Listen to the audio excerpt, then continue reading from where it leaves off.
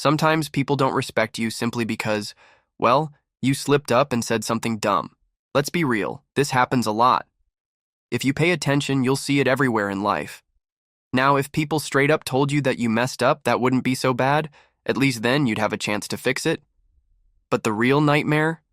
When they silently judge you, secretly deciding you're not worth respecting without saying a single word? Think about it. What if the person you admire, your boss, or even your entire office has already put you on their not to be taken seriously list? Yikes. At that point, how do you even begin to fix it?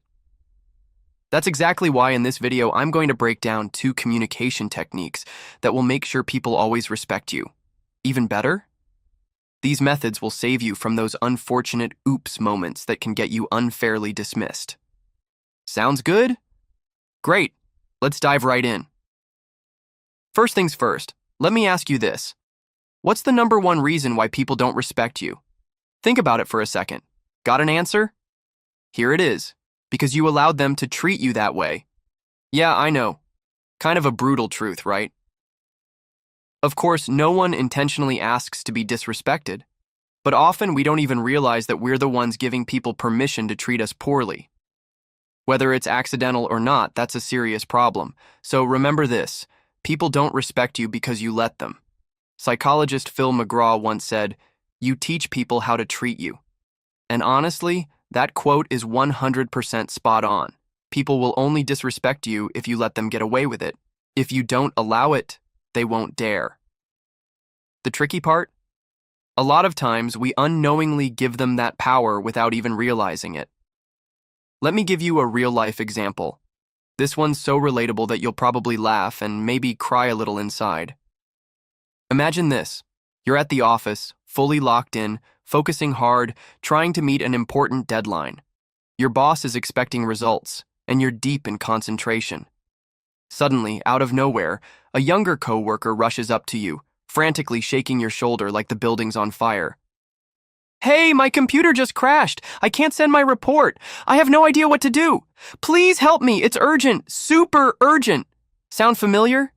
Even though this is just a made-up scenario, I know a lot of you have been in this exact situation.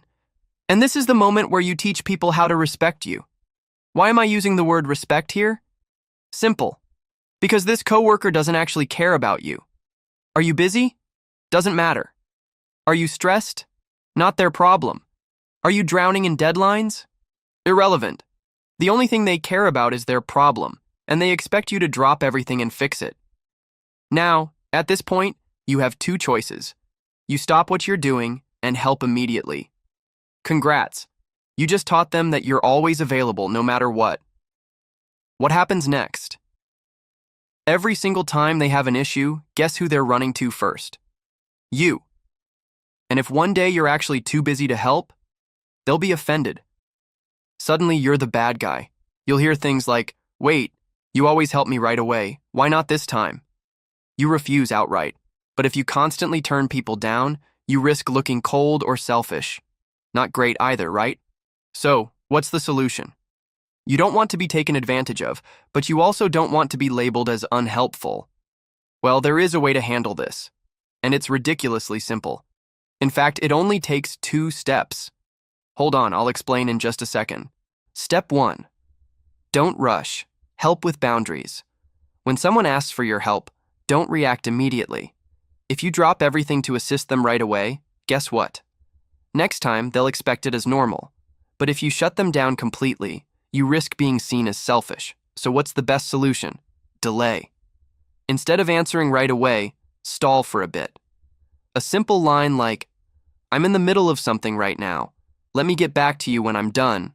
Or, "Give me a sec, I'll help after I wrap this up," gives you time to think of a reasonable response.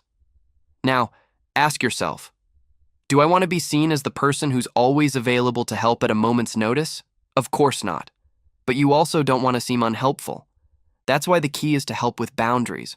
Offer to help, but not immediately. Saying something like, "I'll be free in 30 minutes. Wait for me, and I'll help you then," teaches people 4 important lessons. Your work comes first. No one can just barge in and demand you drop everything for them. Help is not instant. You're not a 24/7 customer support center. They might solve the issue themselves. While waiting, they might figure it out without your help. They might not bother you next time, because they now know you're not someone who immediately jumps to their rescue. After doing this a few times, people will adjust their expectations. No more frantic shoulder grabs, no more assuming you'll always be available at the snap of a finger. Most importantly, you'll maintain respect without looking selfish. Golden rule: never respond instantly. If someone texts or calls asking for help, just take a breath and reply, "Give me a minute, I'm busy right now." Take the time to think about how you want people to see you and how you want them to treat you. Just like that, you're subtly teaching them how to respect you. Step 2. Think before you respond. Now that you've bought yourself some time, this is your chance to carefully consider your response. Ask yourself, how do I want people to perceive me? How do I want them to treat me in situations like this? Once you're clear on that, the right response will naturally come to you. So what's the secret here? Don't react impulsively.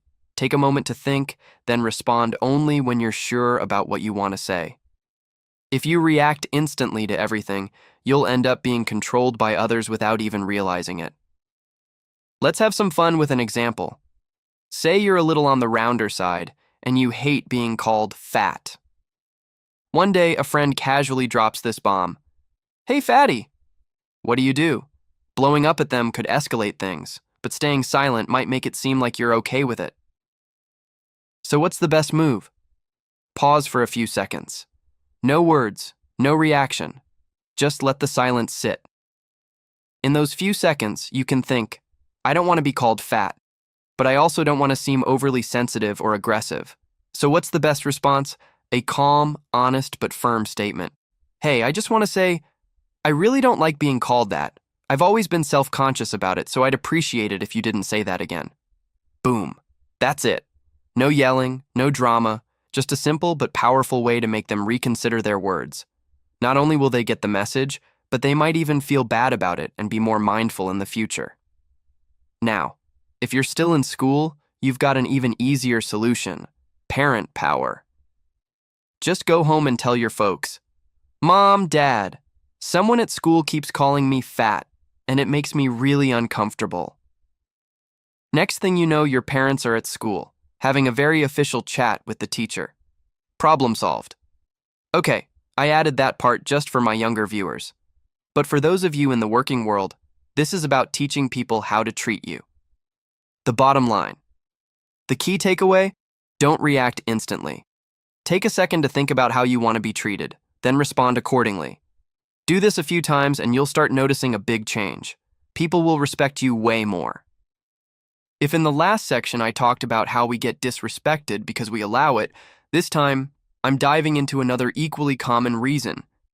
We're just socially awkward. And sometimes it happens so unconsciously that we don't even realize we just self-destructed our own image. So if someone ever says, I don't need to learn communication skills, I'd like to congratulate them. Unless, of course, they plan on never speaking again for the rest of their life. Otherwise, communication is non-negotiable. Because let's be real, if saying the wrong thing can end friendships, careers, and even relationships, then you bet it's worth learning how to do it right. One of the most common ways people end up looking socially clueless is by prioritizing being right over reading the room. You could be 100% factually correct, but if you say it at the wrong time, guess what? You still come across as that guy. Example number 1. Killing the mood for no reason. Picture this. You're hanging out with a group of friends watching a soccer game. Everyone's hyped up, cheering, living their best life. And then, out of nowhere, you casually drop this bomb. I don't get the hype. It's just 22 dudes chasing a ball. Can we do something better? Boom. Congratulations, you've just sucked the joy out of the room. If you listen closely, you can probably hear the collective, "Bro, what?" in everyone's head. And if you're lucky, they'll just mentally curse you out instead of physically kicking you out. What did you do wrong? You stomped all over something they love. Sure, maybe you do have a point. But was that the right time to bring it up? Absolutely not. Lesson. When you're in an environment where people are enjoying a shared passion, you have two choices. If you don't like it, just stay quiet, or join in and vibe with them. But whatever you do, don't be the fun police. Nobody likes the fun police. Example number 2, giving helpful feedback at the worst possible time. Let me tell you a classic story about prioritizing logic over timing, and how that can lead to the fastest way to lose friends. Say you're a professional photographer with years of experience. One day, a close friend invites you to the grand opening of their new photo studio. You're excited. You show up, and the very first thing out of your mouth is, "Oh no, this camera is so outdated. And this printer? Dude, nobody uses this in 2025. How do you expect to get clients with this setup? Man, I'm worried you're gonna go bankrupt." Welp. Congratulations, you just unknowingly signed the friendship breakup papers. Your friend invited you to celebrate with them, not to hear a TED Talk on how they're failing at business on day 1. Were you right? Maybe. Was your timing absolutely terrible? No doubt. Why? Because this was their big day. You weren't invited to play Shark Tank judge. You were invited to support and encourage them. If you really want to give them constructive feedback, wait a few months. Let them settle in, see how things go, and if they start running into challenges, then you can take them out for coffee and share your insights. But on opening day, just say, "Congrats, wishing you tons of success." That's it. That's the only correct answer. The harsh truth about people who always need to be right, people who constantly correct everything, who always feel the need to fix things immediately, tend to have very few close friends. Not because they're bad people, but because they never stop to think, is this the right time to say this? How to avoid being that person. Before you speak, take a 1-second pause and ask yourself, is this the right moment for this comment? Will this kill the mood? How will the other person feel when I say this? Because at the end of the day, timing matters just as much as being right. Say the right thing, at the right time, in the right way, and that's when your words will actually carry weight.